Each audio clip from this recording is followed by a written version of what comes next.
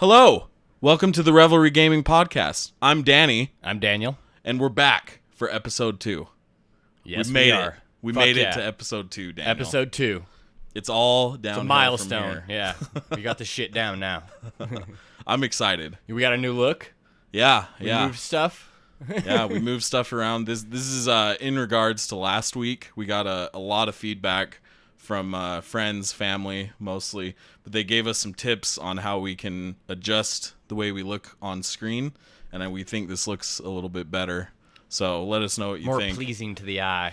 Yeah. Instead of just looking at the side of our heads like this. Yeah. So let us know what you think of that. All the feedback was great, by the way, especially the criticism. Not just all the positive stuff, but telling us what we can improve on. I read only the positive. Yeah. Yeah. That's how I do. Yeah, me too. I had to have someone else tell me what the suggestions were. But no, they help a lot, so thank you guys very, very much. Yeah, thank you. Now, with that said, I had an idea for a new segment we can do, Daniel. What's this? And it's kind of similar to what our friend John suggested to us. Okay. Where you and I maybe install a game from our Steam library. Okay. That we haven't played yet, because God knows we have a fucking shit ton of games. Yeah, I got some games I haven't played. Right, yeah, tons of them. So maybe once a week we can just go in there and pick some random, possibly obscure game. Yeah, play it even for an hour, 2 hours, or something like that, just to see how it is. Okay. And then talk about I like it. Yeah. How much it sucks, or how good it is, or what a waste of $3 it was. Whatever, you know. Maybe we'll just do the dirty work of most Steam users out there who have 60 games sitting there. There's thousands of games sitting there. Yeah. How many games do you have on Steam? I think it's about 70. 70? Yeah, I think so. Somewhere around there. It's Dude. not that many. I have like over 100. Yeah, I don't get too crazy on the sales. I try to only buy shit I think I want to play. See, that's my problem, is I think I'm going to play all of it. But see, I know better. Yeah, but maybe this will be a good way to tackle those games that we never play. I like it. Yeah. Okay, so next week we'll do that. Maybe we'll fit it in after the topic of the week. Hell, we can even do PS4 games too, because we got a bunch of games from PS Plus we probably have never touched. Yeah, maybe we won't just limit it to Steam. Yeah. Yeah. But we'll check that out next week. Maybe we'll fit that in after the topic of the week. And yeah, that'll be fun. So with that said, let's get into the news, Daniel. We'll get into what we're playing first? Or that, yeah. Yeah. Excuse me. So what are you playing? I am still just playing Persona 5. That's it? Yeah, Persona 5. I didn't play as much as I would have liked this week, because I'm in school this summer for the summer semester. Right. And finals were this week and last week, like the tail end of last week. So I just didn't get as much time. But I did put in another 10 hours or so. It's a pretty good chunk of time. Yeah. But yeah, it's more of the same. It's a game you just can't sit down and jump into for like a couple minutes anyways. No, dude, you can't. Shit. Yeah. And that's what sucked about it. I wanted to put more time into it, but now finals are over until my next semester starts, like toward the end of August. Okay. So for like 2 weeks, I'm gonna have some more free time. Hell yeah. To dump into that. But I'm gonna be playing Hellblade next week. Yeah. And I think we'll probably be talking about that game. Probably have next it week. beat by the time we get on. Yeah. I can't imagine it'd be too longer. There were things that have said that it's not. Yeah, 6 to 9 hours is what I've read. Yeah. So if it comes out Tuesday of next week, and you can play it Monday, like Monday night at 10. Yeah, then I think so. We should have it beat. That's only a day though, so I don't know. I'll have it beat. Yeah. That's my goal. Okay. Well, then that's our goal. But yeah, that's it. What about you? Beat Titanfall 2. That game's actually really fucking good. I really liked that game. Yeah. The campaign was a lot of fun. I jumped into multiplayer just for a couple trophies that I wanted to get. I platinumed the game, and I only do that for games I really like. Yeah. So I liked it that much that I went through and did all the tedious bullshit it makes you do, but it looks awesome on the fucking 4K TV too. Yeah, I was gonna ask you. We were talking about this earlier. Does it have 4K support? It's not native 4K, but it is higher than 1080p, and it will drop down, I think, no lower than 1080p. So it has a dynamic resolution. Oh, really? From what I read, but it looks fucking awesome. Yeah. And it plays. I'm fairly certain it's 60 frames per second the whole time. Okay. So it looks and plays awesome. I think the first one was 60 frames a second too. Yeah. I think anyway. Yeah, I think it just lowered because it was on Xbox One, so I think it just lowered down below 1080 when it needed to. Gotcha. When the action got too crazy on screen. Now it's multiplayer only. Mm-hmm. The campaign in this one's still a ton of fun. Mm-hmm. Let me look that up. I think it's the guy that voices Optimus Prime that does the game. Yeah, and so you were saying that you platinumed the game. What was the hardest trophy?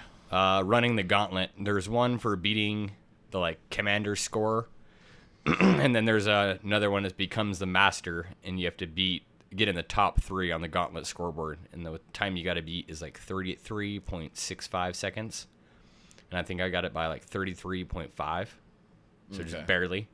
But yeah, you got to do it pretty much flawlessly, but it's actually fun. It's one of those things you just keep doing over and over. It restarts real fast, so if you fuck it up right at the beginning, you can just hit restart, and it'll take you right back to the beginning instantly. Yeah. So it doesn't you're not waiting for anything. Mm-hmm. So yeah, it's funny how that works sometimes. You think those time trial type trophies are kind of tedious, but they end up being fun. Yeah, a little bit enjoyable. It's like an exercise in frustration. Like when you died in Dark Souls or Bloodborne, you're waiting for a minute or a minute and a half or whatever for it to reload on, Yeah. Demon Souls, even longer, I think. That game took forever. Mm-hmm. And you're just like, fuck, dude. So your goal is not to die so you don't have to load the game again. Yeah, it's a different kind of repetition, right? And then other than that, I was also playing Battlefield 1. Still having a lot of fun in there, killing people. You're going to platinum that as well, right? Yeah, I'm going to try to get to platinum that. I'm pretty sure I have the one for Battlefield 4, so I figure I should get Battlefield 1s as well. And it didn't look too difficult. Most of the big ones are just leveling classes up to rank 2. And that's the majority of the tough trophies. The rest of them are all pretty much single player. Do this, do that. So pretty easy. Yeah. Pretty easy overall. Well, cool. Yeah. So yeah, next week, Hellblade. Yep. Both going to be playing that, and I'm sure we'll be talking about that. Well, should we move into the news, Daniel? Yeah, let's do it. Yeah. Okay. So this week, there's only 5 items on the list. Like we were saying last week, it's definitely the summer months. Definitely the summer months. But there's some pretty interesting stuff. The first one, though, is a bit not so fun, but definitely some news that we think should be passed along. Yeah, this is a bummer. Yeah. Bioware lead designer Corey Gasper has passed away. The studio recently gave a statement on their website stating, "It is with great sadness that we announce the passing of our friend and colleague Corey Gasper. He was a member of our team for over 9 years and worked as a designer on many of our titles, including Sonic Chronicles, Dragon Age Origins, Mass Effect 2 and 3, and recently Anthem. Corey was a talented designer and an even better person. We will miss you." So the statement also included a link to a crowdfunding page set up in order to support his young son Kane, whom he has survived, along with his wife Laura. So, pretty sad story. His cause of death wasn't disclosed, which I found a little bit odd, but I think if a cause of death isn't disclosed, then it might be fair to assume that obviously it was unexpected. I mean, He was a younger guy, maybe 40 or so. I couldn't find his age either, but yeah, I was kind of surprised how sad I was about this. It didn't ruin my whole day or anything like that, Well, yeah, I liked all those games. Well, I didn't play Sonic Chronicles, but I loved Dragon Age Origins, the Mass Effect 2 and 3. Those are awesome fucking games. Yeah. And so, yeah, I thought it kind of just brought up that point that I think developers are massively underappreciated. Yeah, it's hard to find information on a lot of people in the credits. It really is. No idea who they are. There's hundreds of names in there, and you don't know who any of these people are aside from that one blip at the end of the game. Mm-hmm. Yeah, it's weird. It's kind of fucked up. It is weird. Yeah, it is fucked up too. And now he passed away. So condolences to his family and friends and everybody that was affected by this. But yeah, I just thought it was interesting. It's so I caught myself too when I was reading this, And the first thing I thought was like, oh, I wonder what Anthem's going to be like now, even though we don't know that much about it. Yeah. Right? Is it going to affect the game? Yeah, like, is it going to get worse now that one of the lead designers is gone? Is it going to be better? You know, Yeah. is it going to change in any way? Is it Yeah. going to go into development hell? And I was like, fuck, dude, like the guy died. Yeah. You know, it's so weird that, Yeah. And I don't the know. lead designer, too. You know, Yeah. so, like, probably had a pretty big bearing on how the game's going to be played and thought out, you know? Mm-hmm. Yeah. Shitty deal. Yeah, definitely a shitty deal. But as we said just now, the article by Bioware, or the statement by Bioware, it had a crowdfunding page for his son Kane, and I wasn't able to find any information on this either, like how old he is, but he's like a toddler, so doubly sad about that. But it's pretty cool that the crowdfunding is for just, it's pretty general. It's like for his future, you know? Yeah. Try to help him out that way. And pretty cool too. They've raised $30,000 since this happened. A goal of 38,000. So Yeah. you got some extra cash, can kick down. Yeah. Do it. I'm gonna put a link in the description to that page if anybody watching this wants to go donate. It's a good cause. It's someone that makes these games that we love. So Yeah. good to nod. Help nod out if them. you can. Yep. Number 2. This also has to do with BioWare. I saw that. BioWare Montreal is merging with Motive Studios, as confirmed by EA to multiple sources. In a statement given to IGN, EA stated, quote, "The teams in EA Worldwide Studios are packed with talent, and more than ever, we're driving collaborations between studios on key projects. With multiple major projects in development in Montreal, we are merging BioWare Montreal with Motive Studios. This is an ongoing process, but there are many exciting roles and opportunities for everyone on the team," end quote. Motive Studios was founded and is currently headed by Jade Raymond, a former executive of Ubisoft Montreal. Additionally, Motive Studios is currently in collaboration with Visceral Games on their mystery Star Wars title. And over 100 people have been hired to join the teams. So, lots of intermingling going on. Sweet. Another mention of the game being done by Visceral. Yeah. Still don't know anything about it. But over 100 people? You think they're all working on that?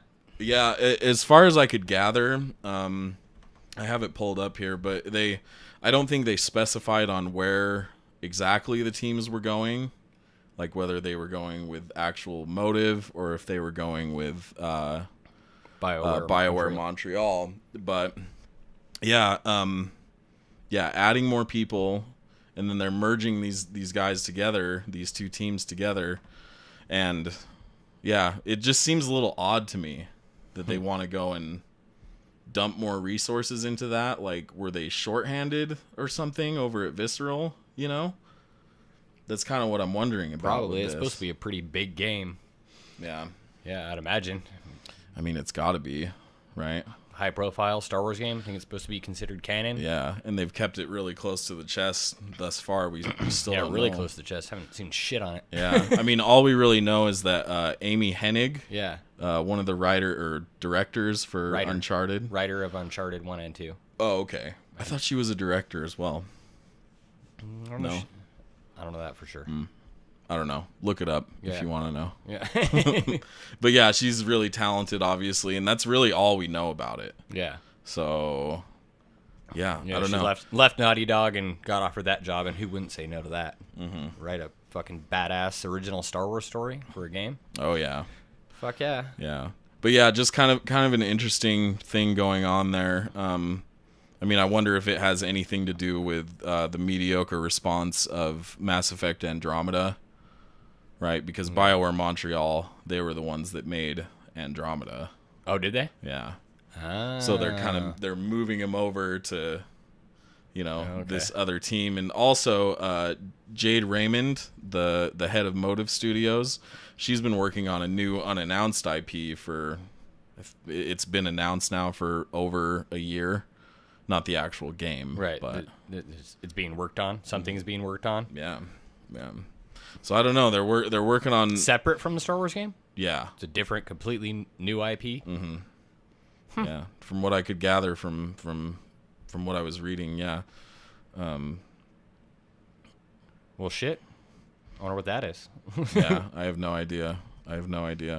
But yeah, just interesting stuff. Lots of intermingling going on. I was mostly wondering too if maybe they're stretching things a little too thin over there, or if there's too much intermingling. You know what I mean? Mm-hmm. I don't know. Whatever. We'll see what they do. And all they showed at E3 was Battlefront 2? Mm-hmm. Shit, man. Show us some other stuff. Yeah. I'm ready to see this Star Wars game. Yeah. I think... Maybe next year? Yeah, maybe next year. Maybe at PSX this year. That'd be sweet. Maybe. That'd be sweet, but I don't think they'd want to stick it on a conference that's specific to one platform. Yeah. Well, I mean, they stuck Anthem in the Xbox conference, though. I guess that's true. You know? So would they go Give over them to the Anthem, other platform? Give PlayStation the new Star Wars game? Yeah, I don't know. We'll see. Number 3. New spin-off titles for the Persona series have been announced by developer Atlas, including 2 dance and rhythm games coming to PlayStation 4 and PlayStation Vita. These games are titled Persona 3 Dancing Moon Night and Persona 5 Dancing Star Night, both of which feature characters from their respective titles in the series. Players can expect both games to drop sometime in the spring of 2018. Atlas also teased an additional spin-off for the series with Persona Q2, an effective follow-up to 2014's Persona Q Shadow of the Labyrinth on the Nintendo 3DS. And important to note, too, that all 3 of these games have been announced only for Japan, but I'm sure that they'll come to the West at some point. Persona. What was I saying? Persona. It's the same difference. Man. People fucking butcher you for that shit. Oh, yeah? Yeah? Yeah, man, them Persona fans are ravenous. Eh. I mean, they're Asian, but they're ravenous. Ravenous Asians. Oh, well. I'll say it how I want. Get over it. But yeah, so Persona 5... Persona 5, excuse me, sold 1.16 million copies, and that's according to VG charts. So, like we always say, we don't think those count for digital sales. So pretty decently, and it sold more in Japan than it did in America. But yeah, so this is cool if you're a Persona fan. I'm playing through the 5th one right now, but I'm not a diehard fan. These dance games they're too much for me. I can't. Yeah, I've never played any of these Persona ones, but I couldn't do it anyways. Yeah. But Well, and I think they had one for 4, right? Yeah. It was like Came out last year or something. Yeah, I don't know when Did you play it? Did you buy it? No, I was looking at this case here. Persona 4 it's Golden? for Persona 4, yeah, but I thought it came with whatever spin-off it was. Maybe it was just a battling multiplayer thing for Persona 4. No, there was a dance one that came out. Was it? Yeah, I swear thought there there was. But yeah, a dancing game. Dancing all night or something, isn't it? Yeah, something like that. You can look that up if you want. But yeah, this is cool. Again, if you're a big fan, but it's just a little ridiculous for me. Oh, it came out June 25th, 2015. But yeah, Persona 4 Dancing All Night. Oh, okay. It's kind of weird. When did it come out? Sorry. June 25th, 2015. Oh, okay. And it's kind of weird that the first one you mentioned, Persona 3. So they're going all the way back to Persona 3 for this one. Yeah, that's weird it's too. Strange. There's spin-offs for the 3rd and the 5th game. So you think they're going to remaster Persona 3? Is that why they're bringing that one back? You know, so people were like, "Oh yeah, that game that was on PS2 before 4." Mm-hmm. Was it only on the PS2, Persona 3? I think it was on It was on PSP, I think, as well. Oh, okay. Like kind of like the Vita version, or like Persona 4 was on PS2, right? And then they brought it to the Vita. Mm-hmm. But they like remastered it for the Vita, up-resed it, made it look nicer. So just curious if they're gonna do that with this one. Yeah. That's why they're like, "Oh yeah, remember the 3rd one?" Yeah, that would be cool. And so this Persona Q game, this was really, I didn't know anything about this, but it's like a first-person game, isn't it? I don't think so. No. Oh, the Q2 or the original Persona Q? Yeah, I thought the dungeons were done in first person. They may be. I'm really not sure. Yeah, I don't have a 3DS. Yeah, and it's only on the 3DS, but it was kind of interesting because it was like kind of a mix of Persona and another game. What is it called here? Etrian Odyssey. Have you ever heard of that that series? I don't know anything about it, but if you go and look at IGN's review, it's linked in that the announcement article by IGN. It was some things go well together: peas and carrots, peanut butter and chocolate, Persona and Etrian Odyssey. So I had no idea this existed. I bet fans know what that is. Yeah. If you're a fan, tell us what it is. We're stupid. We don't know. We don't play these games. But people like them. Yeah. So that's cool. Cool for fans who want more Persona, and I'm sure it'll come to the West eventually. So moving on to number 4, pre-orders for the SNES Classic will become available sometime this month. Nintendo recently stated, quote, "We appreciate the incredible anticipation that exists for the Super Nintendo Entertainment System Super NES Classic Edition system, and can confirm that it will be made available for pre-order by various retailers late this month. A significant amount of additional systems will be shipped to stores for launch day and throughout the balance of the calendar year," end quote. The system will include 21 emulated titles from the original SNES console, including Final Fantasy III, The Legend of Zelda: A Link to the Past, Star Fox, Super Mario World, and many others. It also includes the previously unreleased Star Fox 2. The SNES Classic will launch on September 29th for $80. So, to start on a positive, that's cool that they're including an unreleased game, Star Fox 2. Did you call it SNES or did you call it the SNES? SNES. Yeah, all right. Just making sure. Why? Is that a problem if I say No, I like SNES? the SNES. I think fucking SNES is, I don't know. Yeah, it sounds weird. Sounds like a sneaker to me or something sneeze like that. Or something. Yeah, sneeze. The sneeze system. Yeah. Blow your nose on it. Yeah. But you're not going to be able to blow your nose on this. That's funny. The article I saw on this for IGN said you can pre-order. I think their headline was you can pre-order the SNES Classic in days. In days? Yeah, and then you click on it and you realize, it's like days as in like almost a whole month because it's the beginning of August and their Nintendo said at the end of August. Yeah. Is what they're shooting for. Yeah. What the hell? They announced this thing like, 2 months ago? And it's taking this long to get pre-orders together? Yeah. Well, and it was surely like a move they made in response to all the reception that the NES Classic got, which my sister has one. Somehow they got one. What? You guys got... Oh. That you got it as Talking a gift, right? She's sitting behind the camera, by the way. Yeah. I'm jealous. Right. I wanted one. Yeah, so... But I'm not going to pay $100 for one. And oh, they're more than that, dude. Oh, yeah, they're way more than that now. But when I was looking, they were $100. Yeah, so this is so fucking stupid of Nintendo. They know people want this. And every game, you can go to the list of all the games that are going to be on this thing, and there isn't a bad game on it. Oh, yeah, just like the original NES Classic. Yeah. All good games. None of them are bad. I actually wanted the NES Classic more than this. Yeah, I don't remember what was included in that one. I didn't really pay Super attention. Contra, all the Mario games. I think the first whatever Zelda games were on the the NES. Oh, okay. All the good games. I Yeah. don't remember if Excite Bike was on there. That was a good game though. Was it? Was it? Oh yeah, you guys have it. It is, yeah. I just ask you, duh. Is it fun? It's fun though, right? You like it? It's awesome. Yeah. So Damn it. But I just think it's so fucking stupid that they make such a limited amount of these things. Why? I think it might be because if they're readily available, then it loses some of its appeal. You know, so like if it's impossible to get, then everybody's trying to get it because it's impossible to get. You know, so when they get it, they have that like, yes moment. You know, but if it's everywhere, then people are like, oh well, I can get it, so fuck it, I don't want it anymore. See, and I understand that, like the whole idea of, you know, we need 10, so give them 9. I went through this with a Switch a few days ago. Remember, I was in Best Buy. Yeah. I'm like, anybody need a Switch? They had 3 of them.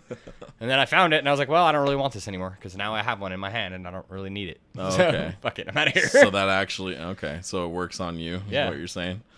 Yeah, no, and I understand that, but something like this, like the SNES with 21 games Yeah. for $80. And it's less games than the NES Classic had too. Right. How And many it's also, games were it's on also that? more expensive. How many games were on that? I think it's Not sure. I think it's 30. 30? Wow. Okay, so significantly less. But yeah, I mean, there's a fuck ton of good games on the SNES, so I don't know why there's less games. It's not like they're lacking games to put on it. oh yeah, totally. So, But yeah, Secret of Mana, Mega Man X. also while we're on this, did you hear Walmart accidentally put up pre-orders for it? Yeah, this was sort of this is kind of a follow up to that did whole we- debacle. Did you cover that? Huh? Did we cover that last week? No, we didn't. We didn't. Yeah. It happened, I think, the day we recorded last week, or Oh, okay. the day after, maybe, Yeah. or something like that. Yeah. But yeah, that was another thing too. Walmart, they just put up the pre-order, I think, preemptively. Yeah, an accident. Yeah, and then so a bunch of people got emails about it, and all that. A bunch shit of for people waiting. people pre-ordered them, and then I think Nintendo actually went to Walmart and was like, "Hey, you can't do this," probably because Best Buy and GameStop and all the other companies went to Nintendo. Were like, "Hey, how come they can put up pre-orders?" So it was a big thing. And all of them got canceled. Anyone who pre-ordered went on Walmart got an email. Was saying, it everyone? Yeah, everyone yeah, got them they canceled. had to cancel them all. Wow. Yeah, I was reading some stuff too where people were reporting that they were told that they had payment processing problems and all sorts of other shit. Yeah, I'm sure their servers were crushed with that shit. Yeah. So I just think it's silly. I mean, They know people are going to want them. Yeah, I think they could make enough of them where most people could get them, and they're not going to end up with an overflow of abundance of them, where they have because they probably just don't want to end up with, a bunch of them sitting on shelves not sold. that's true. But I That's think they a good could point. up the production to, meet the demand, or at least meet it better than what they're doing. Mm-hmm. It's just irritating as all hell. Yeah. Yeah. Because this is actually something like if I knew that this was just going to be readily available and I could go to the store and get it, I would go get one. Yeah, I really would. I'd for sure go buy the NES Classic for sure. It has an HDMI. Yeah, I'd buy that one too.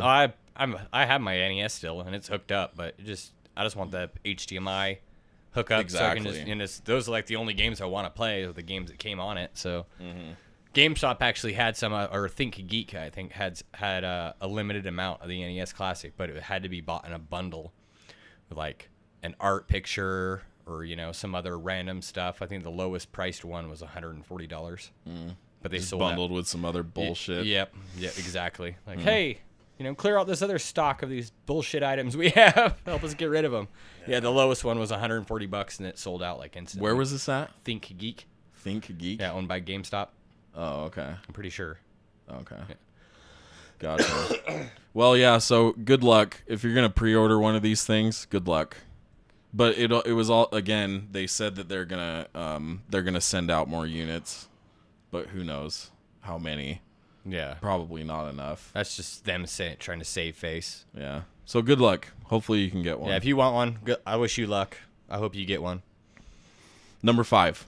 PlayerUnknown's Battlegrounds has received some negative feedback in the past week or so. The game, still in early access on Steam, released a new patch on July 25th where a new crate and key system was implemented. Specifically, the crate to be opened is a promotional in-game loot box, which requires a key to open. That key costs $2.50 of real money. Unlocking cosmetic skins. According to developer Blue Hole Incorporated, that's a funny name, by the way. Yeah, that is a Every funny time I name. read it, I think it says Butthole Incorporated. Anyway, according to the developer Blue Hole Incorporated, proceeds of this microtransaction will help fund their event at Gamescom 2017 later this month, including a prize pool for competitors at an invitational at Gamescom. Previously, Blue Hole Incorporated had stated several times that they would not implement cosmetic or other forms of microtransaction until after the game fully launches, which is supposed to be sometime before 2018. So, I thought this was just a bit interesting, especially if you consider how successful PlayerUnknown's Battlegrounds. Yeah, I was just looking that up to see. I remember seeing a story a while ago about it. Hitting. Looks like it's hit 6 million copies sold. So they really need more money to pay for the Gamescom, event. Yeah. Yeah. I mean, the game's $30, so I mean, they made quite a bit of money on it, I'd imagine. Yeah, I saw there was some Steam reviews, which is I believe the only place this game is right now. Yeah, is on PC. Someone was reviewing it and just talking about why it's a bad thing that they're including these microtransactions, and he did a bunch of math where it's $30 for the game. And as of the time he wrote that review, it was somewhere around 5 million copies sold, according to Steam Spy, right? Mm-hmm. And he's like, okay, so Steam takes a 30% cut of that or something like that. Oh, yeah. Steam does get their cut off the games. Yeah, and maybe it's a little different for early access games because they're independent new developers most of the time. And they would have made some ungodly amount of money. Like almost $100 million or something like that. Yeah. Now, I hate to knock a new company. Yeah. Making a new game that people obviously like. This game is going to be successful whether or not people are upset about this or not. But yeah, $250 to open a loot box.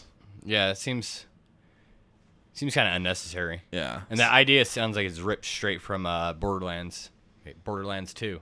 Remember the loot box? Remember they gave you the keys on like Twitter or Facebook? Oh yeah. And then you could enter him on the main menu, and then you go in there and it'd give you a in-game key. Yeah. And that was all free. You just had to pay attention to their Twitter feed or their Facebook feed or their YouTube channel, and then they would just, you can collect 5 keys, 10 keys. I had a shit ton of keys.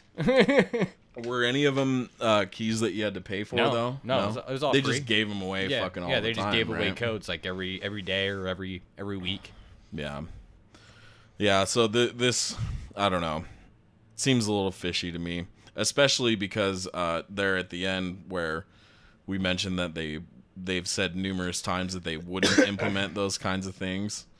It's like, I don't know, man. And the game's also coming to Xbox One and first. PS4. Yeah, but it hasn't been announced for PS4, but I'm almost certain it'll be coming to PS4. They just can't talk about it. So I'm assuming Microsoft must have given them money to make sure it released on their console first. Mm-hmm. So who knows how much money that was? Because Microsoft doesn't have anything else. Yeah, they just pay for something, like, hey, give us your game first. Not even exclusively. It sounds like it's just gonna be a timed exclusive. Yeah, what is it? Console exclusive launch or something is what the video on E3 said. Yeah. Microsoft's wording, you mean? Yeah, their convoluted fucking shit at E3. Kind of like their numbering, Yeah. Xbox 360, Xbox One. Where are they going from there? I don't know, dude. I have no idea. Xbox One X, and then now what do they do? Yeah, I don't know. Xbox One B, Xbox 2. Can't do 2 because PlayStation will be on 5, so it'll make the Xbox look inferior because the PlayStation will be PlayStation 5, Xbox 2. Yeah, but isn't that already kind of the case right now, though? Right? Yeah. I don't know, dude. Yeah, it is. Okay, but yeah, it's just such a weird thing. Like all these games now that are being provided as services. Yeah. This kind of leads into like what I wanted to talk about a little bit for our topic of the week. All right. But yeah, it's just so strange to me. But it's hard to argue with the system when so many people want to support it. Yeah. Like an early access game that has sold over 6.2 million copies. Yeah. And by the way, it released in March of this year in early access. Yeah, that's so fucking incredible. 5 months. And fucking incredible. Yeah, insane. So, I mean, good on them for making a good game, but yeah, don't put microtransactions in. Wait until your game's released. Yeah. And you've given the people that have supported you their money's worth with a final product. But yeah, that's it for the news. So, again, not a whole lot going on. This episode will probably be shorter than it was last week. But let's move into the topic of the week. Now, the topic of this week is Amazon. I love Amazon. Amazon. They do most things right. They do most things right. I honestly can't think of something they fucked up. They changed their 2-day shipping policy. That sucks. Oh, what happened with that? This was a while ago. They changed it from, like, it used to be 2 days. You'd get it in 2 days, and then they changed it to 2 days from the ship date. So it, like, adds an extra day or something. Oh. Yeah. So it takes longer. Yeah, it takes longer. Just by, like, a day. But I'm a now guy. So. Yeah. No, that I am too. Yeah, that's kind of shitty. But so more specifically, what we're talking about with Amazon is what they're going to do in the gaming industry, because they're making some moves. They're making some fucking moves. Recently, I'm not entirely sure when. This was reported on July 28th, so end of last week. Amazon has acquired a company called GameSparks for $10 million. To build out its gaming muscle, says the headline of this TechCrunch article that I pulled this from. So GameSparks is a back-end as a service, quote unquote, for game developers to build various features like leaderboards into games and then manage them all in the cloud. Okay. And they purchased this company for $10 million. So basically what GameSparks is it's this back-end service for developers to use to implement leaderboards, things like that. I think it handles matchmaking sometimes in certain games. I'm not entirely sure who uses this. I don't know if you're aware of anybody that uses it. I don't know any specifics, but it looks like it's compatibility with most major engines, including Unreal, Unity, PS4, Xbox, iOS, Google Play, and Steam. Mm-hmm. It sounds like it can be used in any of those kind of games. If they don't want to develop their own system, they can just use this. Yeah.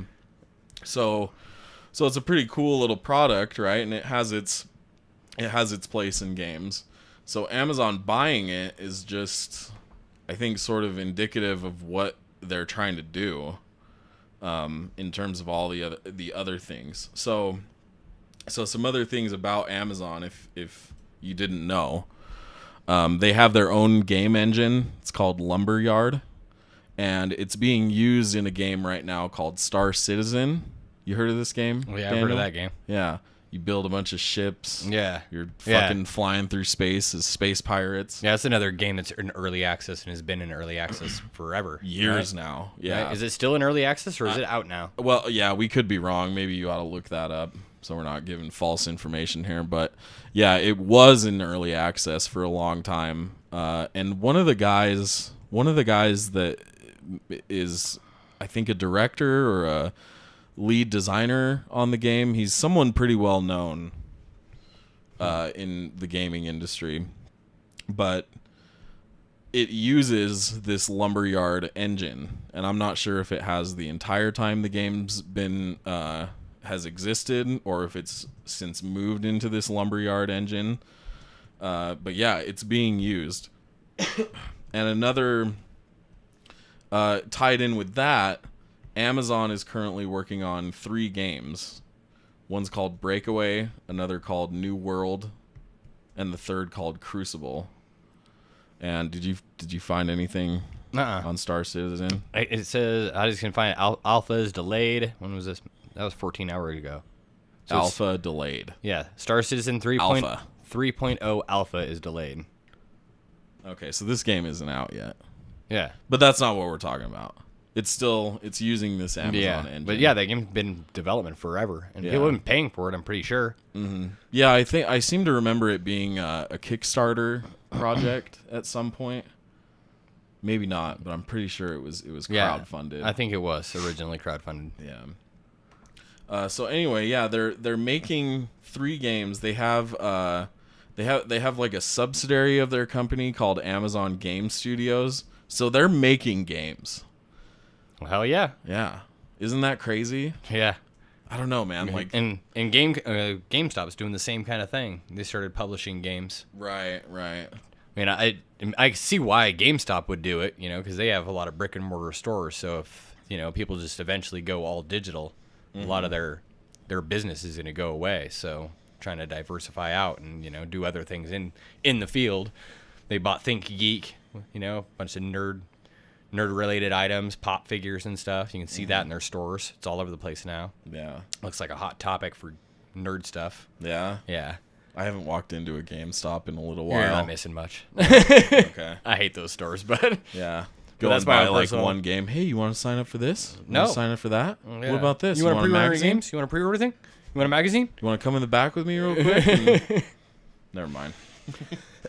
So yeah, it's just crazy these companies that are diversifying, but it's so interesting to me that Amazon is moving toward this industry because they're, Getting that big, man. yeah. So much money in it. Yeah, and Amazon sees that. yeah, and It's kind of they're- cool and they're- kind of sucks at the same time. What, that they're coming in? Well, Yeah, just- that's what I wanted to touch on this. But it is crazy because like they're a company with virtually unlimited resources. They're not one of these companies that has to meet a whole bunch of deadlines or they're going to lose a shitload of money. Like their profit margins are going to come down because they didn't hit a launch window that they unrealistically set.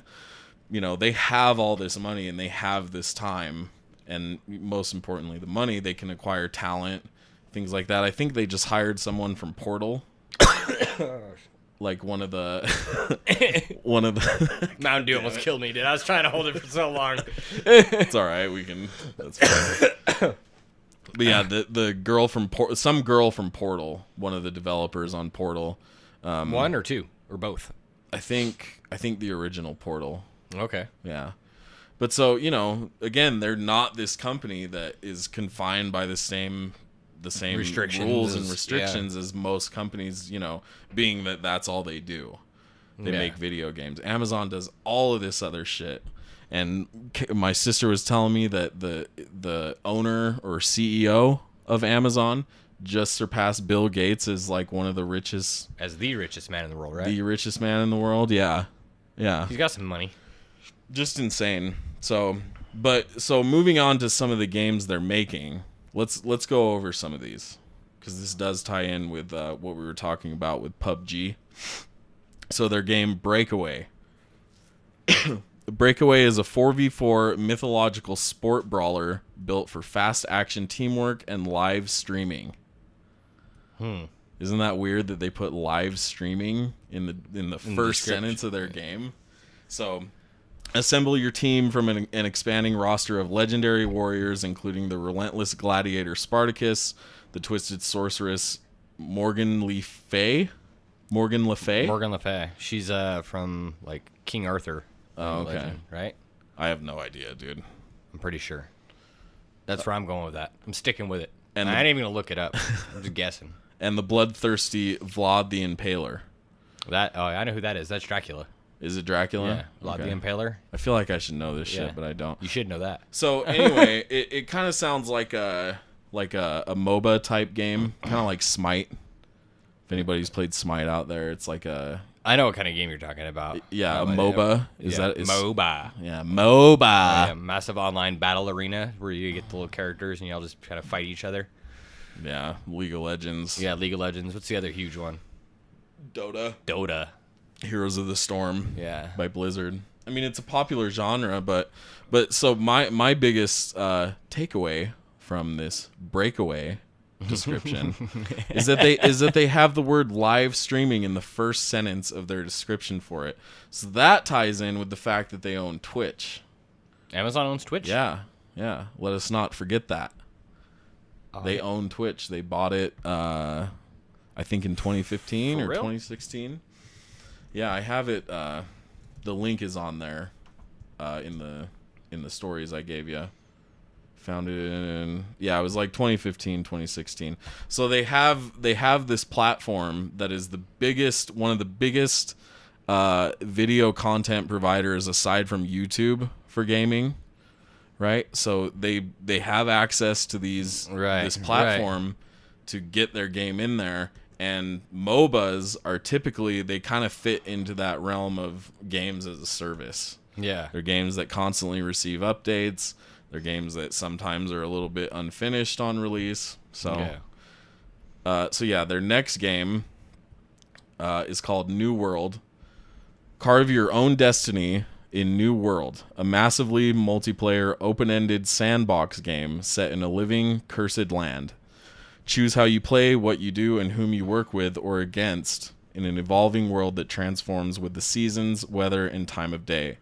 Band together to reclaim monster-haunted wilds and build thriving civilizations, or strike out on your own, surviving in the face of supernatural terrors and murderous player bandits. And then it goes on. Yeah, let's see. Focused on emergent gameplay and rich social features, including deep Twitch integration with broadcaster-led events, achievements, and rewards. Your only limit in the new world is your ambition. So this is clearly an MMO. An MMO or? Well, it says massively multiplayer, open-ended sandbox game. So maybe it's not an MMO. Open-ended sandbox. What does that even mean? I have no idea. It could be like a survival game or something like that. They're sitting here talking about how you sounds like some of it sounds like it's like a Age of Empires or Command and Conquer, like a real-time strategy game. And then it also sounds like something else, like a World of Warcraft or something like that. Huh.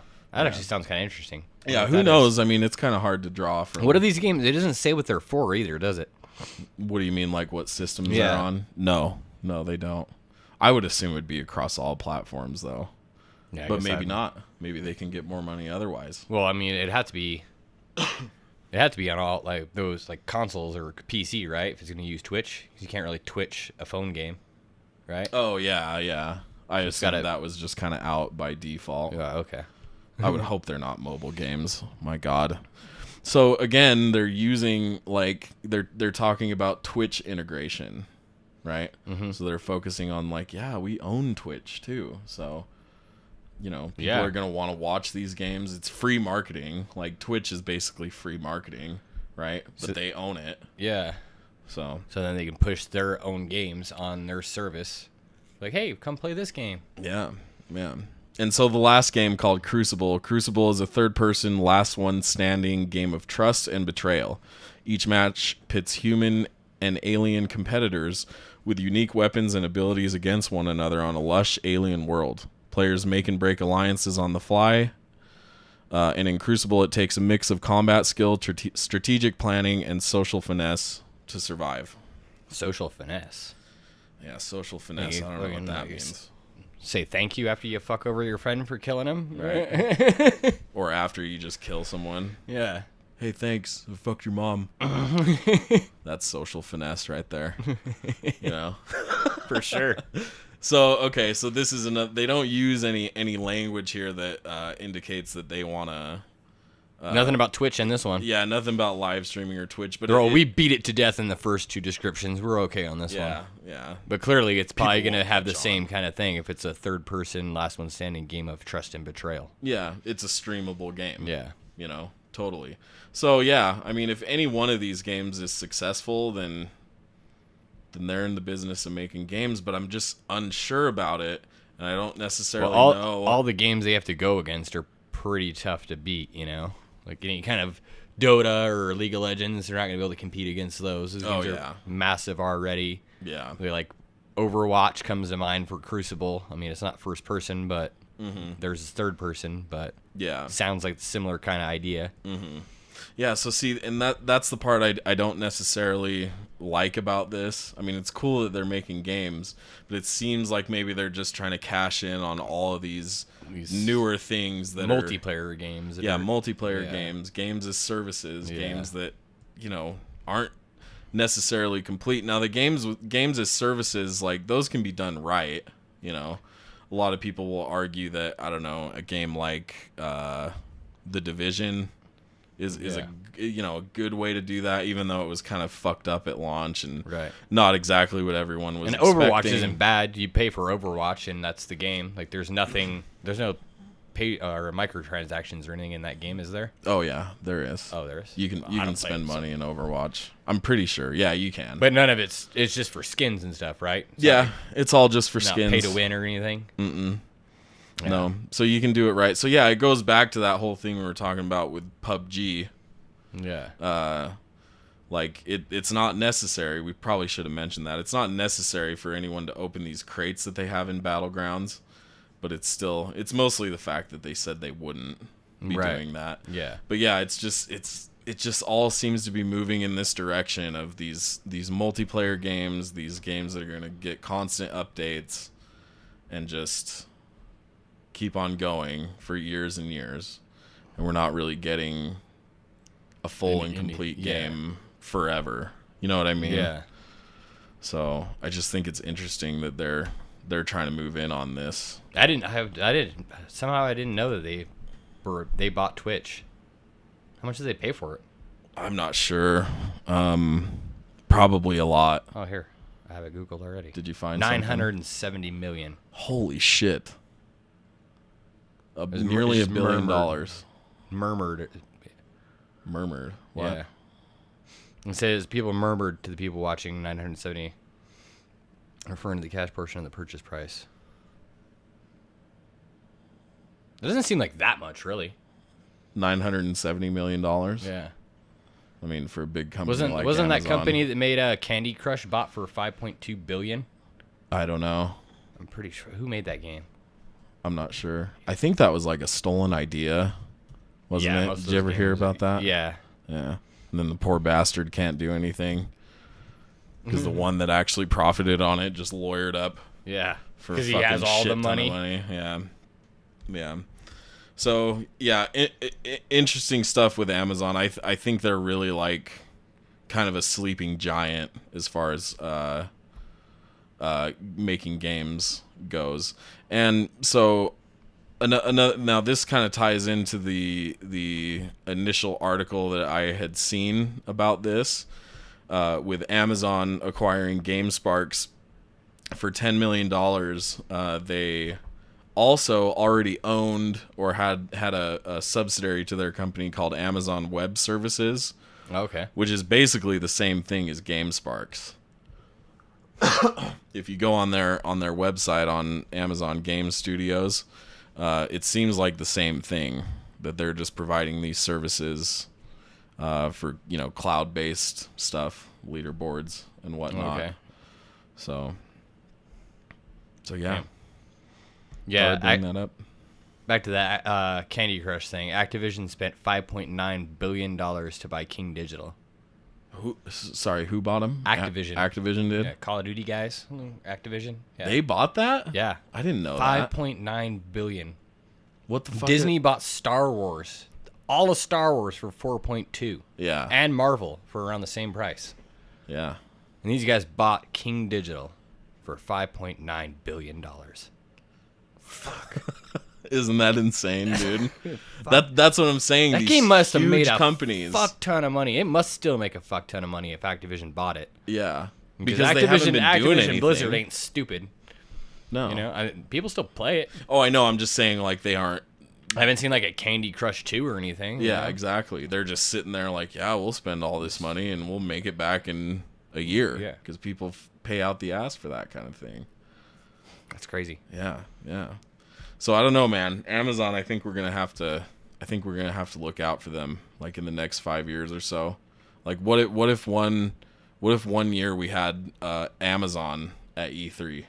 That'd be so fucking bizarre. Yeah, it would be bizarre, but maybe not so bizarre at the time.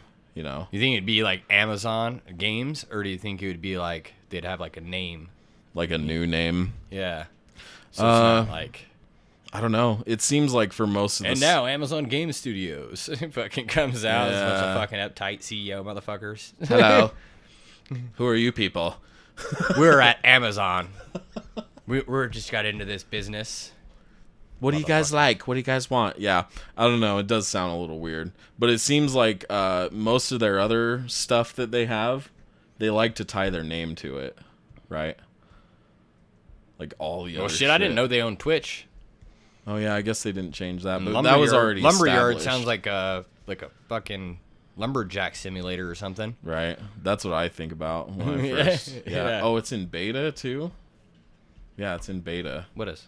The Lumberyard engine. Oh really? Yeah. Is it free? Oh yeah, it's free. Amazon Is Lumberyard it? is free. Cross-platform 3D game engine for developers to use create high-quality games. Oh yeah. Well, shit. Full source, No seat fees, subscription fees, or requirements to share revenue. Wow. Only pay for the AWS services you choose to use. That's their Amazon Web Service. Yeah. Wow. So they're providing this for free. That's insane. Another thing too is all these games they're making in the Lumberyard engine. Probably help them get their name out there so other companies might pick it up, use it. Especially if the games are good. They can get them with the back-end services. Yeah. All their shit. It's a good idea. Yeah. Gotta hand it to them. Yeah. I'm really interested to see where it goes. I think we're a few years out from really seeing anything, but yeah, there's nothing for a New World just to stay updated. You can register for the alpha of Breakaway. And Breakaway, that was the Crucible stay updated as well. Mm-hmm. Yep. So those ones are probably a ways out. So if you register for the alpha, does it say anything? No. Nothing. No release date or expected time to play that game. So, but I don't know, man. We'll have to see. Oh yeah. We'll definitely have to keep an eye out. It'll definitely be interesting. Mm-hmm. Well, is that all we have for today? I believe so. I think that's all we got. So yeah, next week, join us next week. We're gonna have that new segment. I don't know if we'll do the same game. For what we're gonna play some obscure shit that we forgot about. Oh, okay. A new segment. I don't know. We'll figure it out. Maybe we'll each play a different game. Oh yeah, we could do that too. I didn't think about that. What, playing the same shit? I thought we were gonna do the same game, but I didn't think we could do different games. Yeah, I don't know. Yeah, Wait and see. I could tell you if it's worth playing. You could tell me if it's worth playing. Be like, oh, no, fuck that game. Game sucks. Don't play it. We can tell you. So yeah, look out for that next week. We'll be back again. This posts every Thursday. This week it should be closer to the morning. I was kind of learning how to upload last time, so it took a little while. But yeah, that's all we got for you guys this week. Join us next week. Thanks for watching. Thank you.